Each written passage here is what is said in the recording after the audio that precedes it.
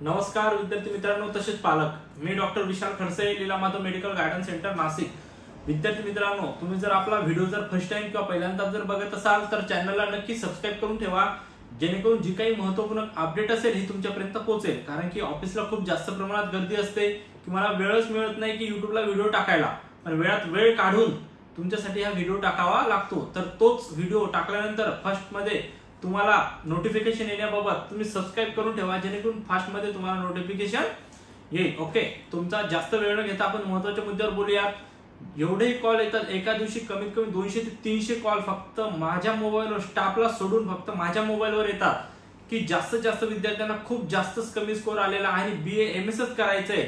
ज्या विद्यार्थ्यांना MBBS करायचं असेल त्याचा विषय वेगळा, MBBS करायचं असेल तरी सुद्धा एक मॅनेजमेंट कोटा असेल, IQ कोटा असेल किंवा बाहेर राज्यात असेल, जर 150+ स्कोर असेल, डीम कॉलेजला बाहेर राज्यात ऍडमिशन घ्यायचं असेल, ओपन कॅटेगरी मध्ये जो क्वालिफाय करणारा असेल 144 तर ऍडमिशन होऊ शकते।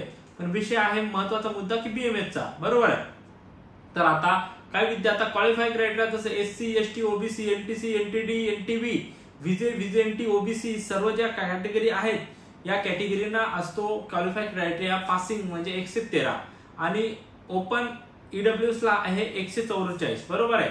आता BMS करायचं आहे, पण विद्यार्थी घाबरून गेले की सर आम्हाला BMS करायचंय, कसं होईल, काय होईल, कोणत्या प्रकारे होईल। ओके, मी प्रत्येकाला एकच माझं सांगणं असेल, SC ST OBC चा विद्यार्थी असेल, 113+ स्कोर असेल तर घाबरून जाऊ नका। ऍडमिशनच करायचं असेल, महाराष्ट्रात होत नाही किंवा महाराष्ट्रात पण करायचं असेल पण तुमचं बजेट असेल, इन्स्टिट्यूट कोट्यामधून जी फीस असेल त्याचे × 3 टाइम्स तुम्ही फीस पे करू शकत असाल, किंवा काही कॉलेज असतील किंवा काही काउन्सिलर असतील जे बजेट जास्त सांगत असतील तरी सुद्धा आमच्याशी एकवेळेस कॉन्टॅक्ट करा, आमच्या ऑफिसला व्हिजिट करा, 100% तुमचं ऍडमिशन करून देण्याचा आम्ही प्रयत्न करू। ओके, आता ठीक आहे, तो एक साईडला ठेवा। बजेट कमी आहे पण BMS करायचं आहे, बाहेर राज्यात सुद्धा चालेल। मग जसं आहे बघा, आता 113 आहे, ओपन 113 आहे।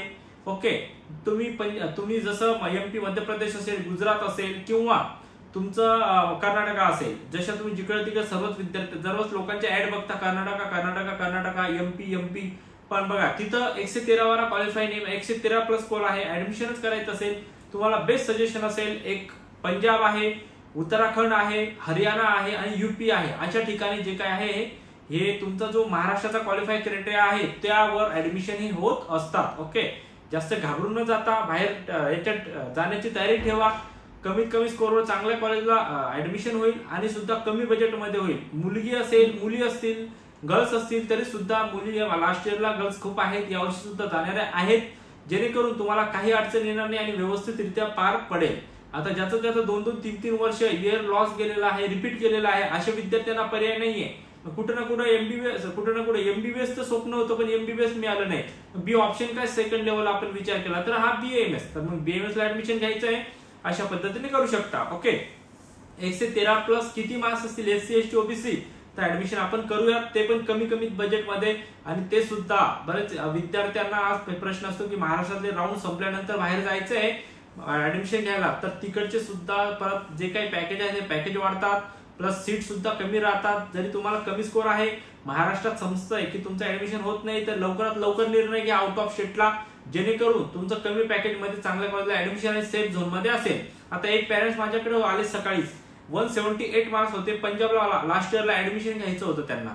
ओके, पंजाबचाच कोणीतरी कन्सल्टंट होता, त्यांना सर्व बॅग वगैरे घेऊन सुद्धा तिथे बोलवलंय, सर्व ऍडमिशन प्रोसेस सुद्धा झाली असं त्यांना सांगितलंय आणि एक 15 दिवसानंतर वापस रिटर्न पाठवलं, तुमचं ऍडमिशन होत नाही तुम्ही जा। माझ्याजवळ आज सकाळी तो पालक आलेला होता, पॅरेंट्स, मी त्याला स्वतः सर्व त्यांना माझे जे काही अलॉटमेंट, जे काही कॉलेजला ऍडमिशन केले पंजाबला, तर अलॉटमेंट लेटर दाखवले, कमीत कमी स्कोर 140 132 असे 140 असतील, 137 असतील, 146 असतील, अशा विद्यार्थ्यांचा स्कोर कार्ड त्यांना दाखवलं, त्यांचं अलॉटमेंट लेटर दाखवलंय, तेव्हा त्यांना ट्रस्ट आला की सर हा तुमच्यातून ऍडमिशन हे होतात आणि जे काही लिगली असेल, ट्रान्सपरंट असेल तर सर्व गोष्टी व्यवस्थितच ऍडमिशन रित्या पार करतो। अदरवाईज नाहीये की तुम्हाला डोनेशन लागेल, अमुक डमुक या गोष्टी नाहीये।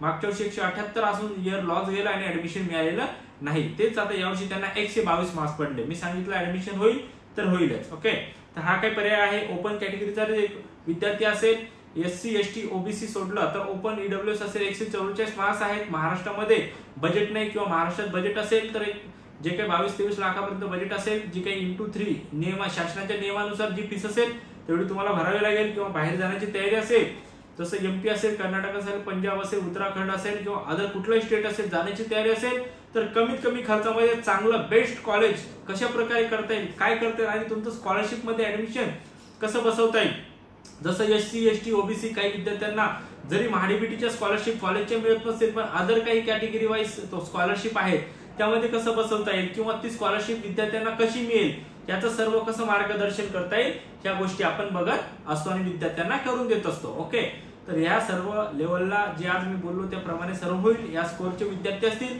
एक डिस्क्रिप्शन मध्ये सर्व नंबर आहेत, नंबरवर कॉन्टॅक्ट करा किंवा खाली दिलेल्या नंबरवर सुद्धा कॉन्टॅक्ट करा किंवा ऑफिसला एक वेळेस नक्की व्हिजिट करा.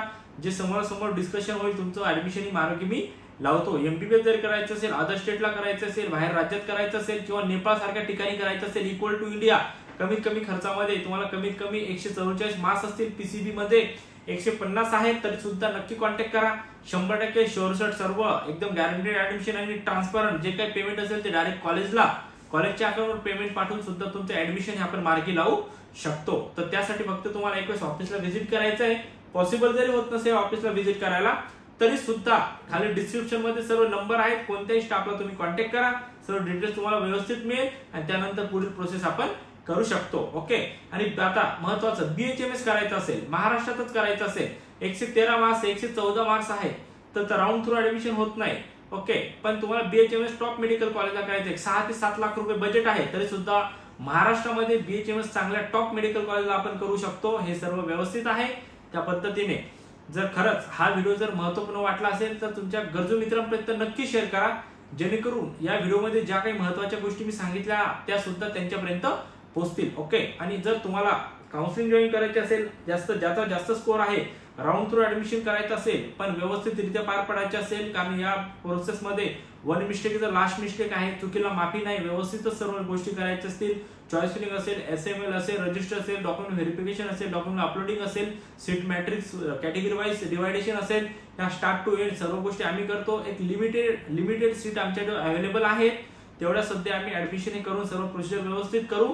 जर कोणाला काउन्सिलिंग जॉईन करायचे असेल तरी सुद्धा तसं आपण करू शकतो. महत्त्वपूर्ण व्हिडिओ वाटला असेल तर तुमच्या गरजू मित्रांना शेअर करा आणि चॅनलला सबस्क्राईब करा जर केलं नसेल तर, एक नवीन असाल तर, जेणेकरून महत्त्वाचे अपडेट तुमच्यापर्यंत पोहोचेल. आज इथं थांबूया, वेळ मिळाला तर नक्की एक महत्त्वाचा व्हिडिओ तुमच्यापर्यंत घेऊन येतो. फक्त सबस्क्राईब करून ठेवा. थँक्यू, धन्यवाद.